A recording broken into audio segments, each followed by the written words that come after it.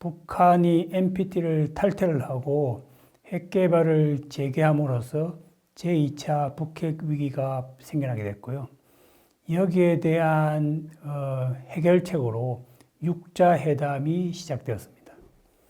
이제 육자회담은 미국이 중국에게 북미 간의 관계를 좀 중재를 해달라라고 요청을 했고요. 그래서 육자회담은 늘 중국에서 개최되었습니다. 최초로 2003년도에 베이징에서 육자회담이 개최되었고요. 2009년도까지 6년 동안 육자회담이 지속되었습니다. 육자회담에 참가한 국가는 모두 6개 국가인데요. 북한, 그리고 북한과 친한 중국, 러시아, 그리고 한국, 그리고 한국의 우방이라고 할 수 있는 미국과 일본, 이렇게 6개 나라가 육자회담에 참여했습니다. 육자회담의 특징에 대해서 말씀을 드리면요. 사실상 본질적으로는 제네바 협약과 유사하다. 어떤 점에서 유사하냐면요. 북한에게 제공하려고 하는 그 경제적 보상의 규모가 결국은 제네바 협약과 육자회담과는 비슷한 규모입니다. 즉, 제네바 협약에서 약속했던 것을 이행하지 못했기 때문에 육자회담을 통해서 다시 한번 그 약속을 되풀이하고 이제는 제대로 이행할 수 있도록 한다라는 것이 육자회담의 기본적인 전략이었고요. 또 제네바 협정은 양자 협약입니다. 즉 북한과 미국이 협상해서 결정한 사항이고, 육자회담은 여기에 추가해서 4개 국가가 더 함께 참여를 하는데, 그럼에도 불구하고 가장 핵심적인 성사 여부는 북한과 미국의 담판에 달려 있다. 그러니까 제네바 협약처럼 북한과 미국이 담판을 하는데 4개 국가가 옆에서 좀 돕는 그런 형식. 즉 형식에서는 다자적이고 본질에서는 양자적인 성격을 띠는 것이 바로 육자회담이다라고 할 수 있겠습니다. 또 다른 측면에서는 육자회담은 사자회담의 후속판인데요. 원래 김영삼 정부는 북핵 문제를 해결하기 위해서 사자회담을 구상했습니다. 그래서 김영삼 정부는 미국과 북한에 의해서 핵 문제가 해결될 것이 아니라 국제적으로 해결해야 된다. 즉 다자적 해법을 생각을 했고요. 당시에 남한, 북한, 그리고 미국, 중국 이 4나라가 북한 문제를 해결하도록 했습니다. 근데 결국 이 사자회담은 중도에 실패해 버렸는데요. 그 실패의 원인은 크게 한 2가지를 꼽을 수 있겠습니다. 하나는 당시 클린턴 대통령의 임기 말이라는 한계 때문에 미국이 지속적으로 이 사자회담에 참여하고 끌고 나갈 수 있는 상황이 아니었고요.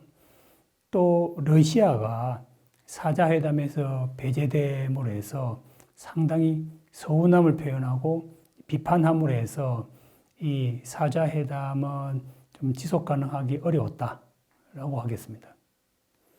육자회담에 참여한 국가들의 입장을 살펴보게 되면 중국의 역할은 중립적 중재자라고 할 수 있습니다.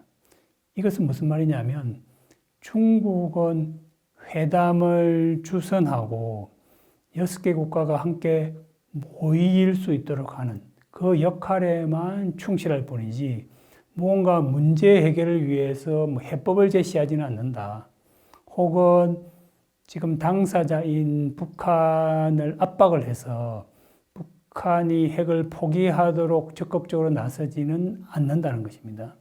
그래서 중국 입장에서는 가능한 한 북한과 미국이 잘 협상을 해서 합의를 도출하고 담판을 지을 수 있도록 보완적인 그런 역할에 만족을 했습니다. 이에 비해서 미국의 입장은 오히려 제네바 협약 때보다는 조금 더 강경한 입장을 취했는데요. 완전하고 검증 가능한 불가역적인 폐기를 요구했습니다. 이걸 우리가 CVID라고 부르는데요. Complete, Verifiable, Irreversible Dismantle 이라고 이야기를 하고 있습니다. 그러니까 미국 입장에서는 북한에게 경제적 보상과 관련해서는 뭐 상당히 많이 해줄 수 있다. 단지 그 이행과 관련해서, 즉 북한이 핵을 포기하는 부분과 관련해서는 확실하게 해야 된다라는 그런 입장이었습니다. 러시아의 경우에는 이 북핵 문제를 해결하기 위해서 6개 국가가 모였고, 그래서 이 북핵 문제를 계기로 혹은 북핵 문제가 해결되고 나서 이것을 잘 활용해서 동북아 지역의 어떤 다자 안보 협력체를 구성하는 데 많은 관심이 있었습니다. 러시아 입장에서는 아무래도 동북아 지역에서 미국이나 중국에 비해서 세력이 좀 약한 입장이었기 때문에 러시아가 이 지역에서의 영향력을 정대하기 위해서는 좀 다자적인 안보 협력체가 필요하다라고 좀 생각을 했고요. 그렇기 때문에 북한 핵 문제를 단순히 그 문제에 국한해서 바라보는 것이 아니라 이걸 잘 활용해서 다자 협력체 구상까지도 관심을 가졌습니다. 육자회담의 경우에는 제네바 협약과 달리 다자적인 해법인데요. 나름대로 장단점이 있습니다. 먼저 장점에 대해서 말씀을 드리면 북한에 대해서 국제적인 압박이 가능하다는 거죠. 양자회담에서는, 즉 북한과 미국만이 협상 테이블에 있을 때에는 미국만이 북한을 압박할 수 있었지만 이제 육자회담에서는 미국 이외에 많은 나라들이 북한에 대해서 압박을 할 수 있기 때문에 북한의 입장에서는 좀 국제적인 압박을 좀 느낄 수밖에 없다라는 것이고요. 두 번째는 제네바 협약과 같이 북한에게 핵 포기에 대한 보상을 한다면 상당한 비용이 드는데 그 비용을 좀 분담할 수 있는 메커니즘이 되는 것이죠. 그래서 이 육자회담에 참여한 국가들이 조금씩이라도 비용을 분담한다면 경제적 보상에 필요한 비용을 좀 수월하게 분담할 수 있지 않을까 할 수 있고요. 그 다음에 중국의 참여가 중요합니다. 왜냐하면 중국은 북한의 후경 국가이기 때문에 중국이 육자회담에 참여함으로 해서 양자회담보다는 훨씬 더 합의의 가능성이 이제 높아지게 되고요. 단점을 말씀드리면 비밀 협상이 좀 어렵다. 경우에 따라서는 외교적 협상은 은밀하게 서로 타결할 수 있는 그런 기회가 필요한데 이렇게 육자회담으로 하게 되면 훨씬 더 공개적인 협상이 되기 때문에 이런 돌파구를 마련하는 데는 제약이 있다는 것이고요.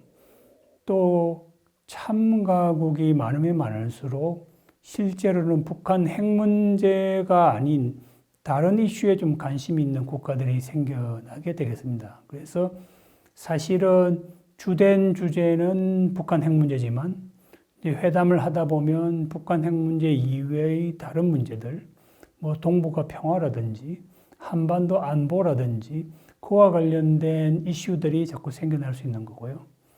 또 북한과 갈등을 빚는 나라가 생겨나게 되면서 이 회의가 건설적이 아닌 방향으로 갈 수 있는 거죠.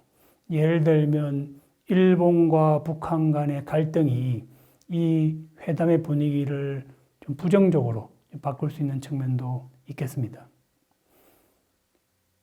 육자회담의 결과 2005년도에 드디어 합의를 이루게 되는데요. 그것을 우리가 9.19 합의라고 부릅니다. 북한은 NPT에 복귀하고 핵 학사처를 수용하겠다라고 했고요. 또 미국과 일본은 북한과 관계 정상화를 하겠다라고 했고, 남한은 북한에게 경제적인 지원을 하는데 뭐 대표적으로 연간 200만 킬로와트에 달하는 전기를 공급한다. 이런 것들이 일종의 대략적인 합의입니다. 이것을 좀 더 구체적으로 어떠한 식으로 어느 정도 지원을 할 것인지, 혹은 북한의 핵사찰 수용을 어떤 식으로 제도화할 것인지에 대한 이행 합의는 이제부터 하도록 되어 있는데, 문제는 그 이듬해인 2006년도에 북한이 제1차 핵실험을 감행해버린 겁니다.